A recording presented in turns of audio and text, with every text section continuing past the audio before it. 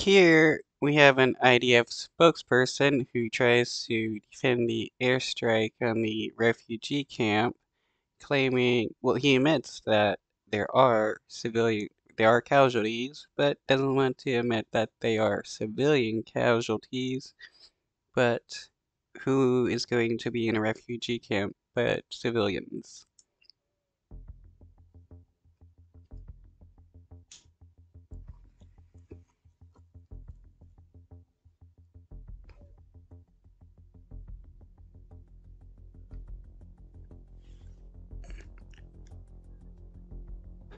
The attack and the Jabalia refugee camp. What can you tell me happened?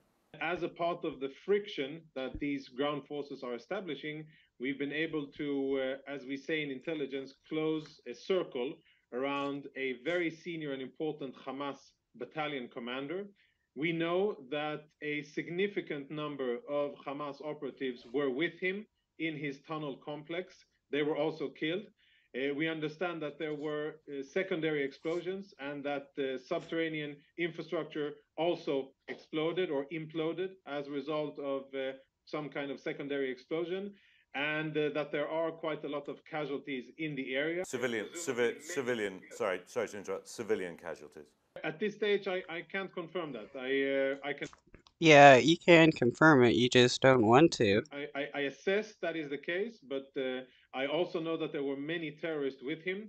This is a combat area which we asked to be evacuated almost 2 weeks ago when we announced that we would be fighting in the northern Gaza Strip.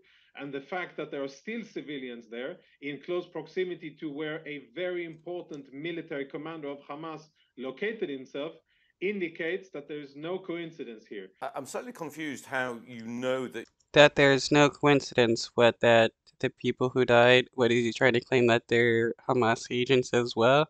Like, not everybody can leave the area, but a person like this doesn't really have any empathy. All he cares about is trying to get the enemy, and casualties doesn't matter. That you managed to kill the Hamas commander and other terrorists, as you call them, and you don't know whether there are any civilians killed. How do you have confirmation on the ground of any of this? It is difficult to understand how many non-combatants were in the area, but the military objective, the strike here was to strike a significant military commander. That was achieved, and we will of course continue to strike wherever significant military goals can be achieved. Wow, so nothing really about how they know if it is a Hamas agent or not. All that they care about is achieving their goals, even if they're not sure. Like, what about the citizens that have been killed? No empathy for them? We have asked the civilians to evacuate. We have given them ample time. We have said it in Arabic. We have told them where to evacuate to. Anybody who stays in the northern part of Gaza is actively endangering himself, and he should vacate.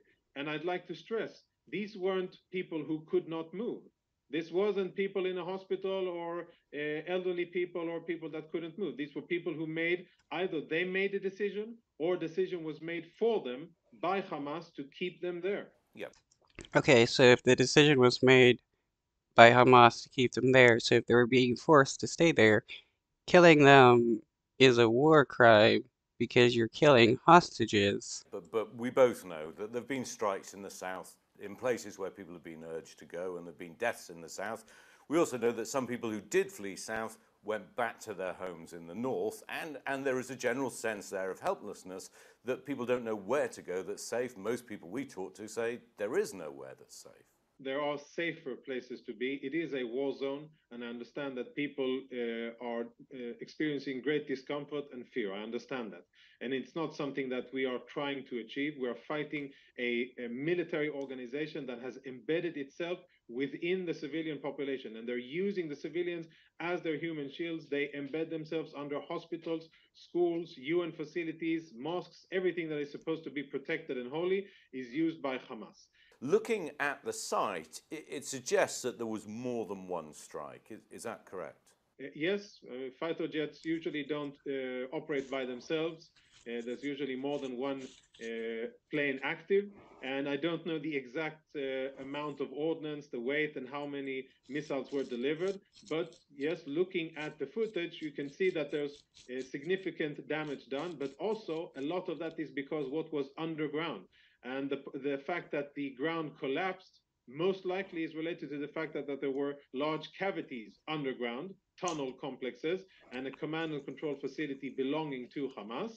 That is probably why the ground collapsed. We've seen that in the past in Gaza. When we strike tunnel infrastructure, the ground collapses and everything above it collapses with it. That is unfortunate that things collapse. But the most unfortunate thing is that they use that, they build these tunnels knowing that they're jeopardizing civilians living above.